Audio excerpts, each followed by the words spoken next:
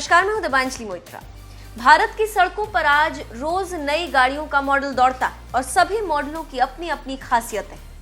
लेकिन एक जमाना था जब भारत की सड़कों पर एक छत्र राज सिर्फ और सिर्फ एक ही कार का था। उसका नाम था एम्बेसडर। इस कार में चलना एक स्टेटस सिंबल था और जिसके पास ये कार होती वो इलाके का सबसे बड़ा रईस माना जाता था। लेकिन आज एम्बेसडर भारत की सड़कों पर नहीं।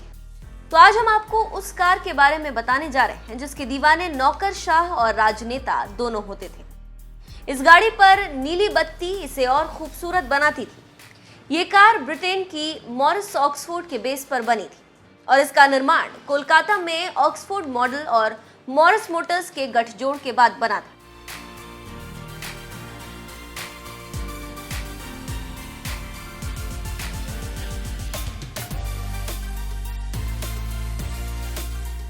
भारत की सड़कों पर राज करने के लिए पहली बार 1958 में ये आई थी। एम्बेसडर भारत की पहली डीजल कार थी। इस कार का डिजाइन और लंबी चौड़ी सीट और आरामदायक यात्रा और आसान ड्राइविंग की वजह से किंग ऑफ इंडियन रोड्स भी इसे कहा गया।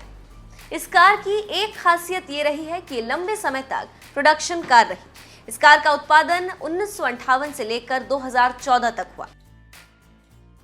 इस कार कंपनी में भारत सरकार की 14% हिस्सेदारी थी जो बंद होने तक रही। तो आप समझ सकते हैं कि एम्बेसडर क्या थी। अब हम बताते हैं कि एम्बेसडर जब 1958 में उतरी तो उसकी कीमत थी 14,000 रुपए, जबकि वही एम्बेसडर जब बंद हुई तो उसकी कीमत थी 5,22,000 रुपए। अब हम एम्बेसडर कार की खासियत बताते हैं कि आखिर इस कार की ताकत क्या थी। तो जब इस कार का उत्पादन शुरू हुआ तो इस कार के इंजन की ताकत 1489 सीसी थी। 1958 से 2014 तक एम्बेसडर के 7 वेरिएंट बाजार में उतारे गए।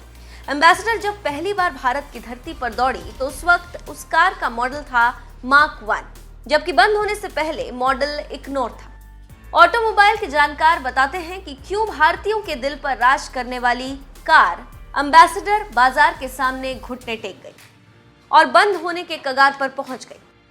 ऑटो एक्सपर्ट की माने तो 1983 में मारुति की छोटी फैमिली कार मारुति 800 लॉन्च हुई, जिसने बाजार में आते ही तहलका मचा दिया और लोगों ने इस कार को हाथों हाथ लिया और एम्बेसडर की बिक्री घटने लगी।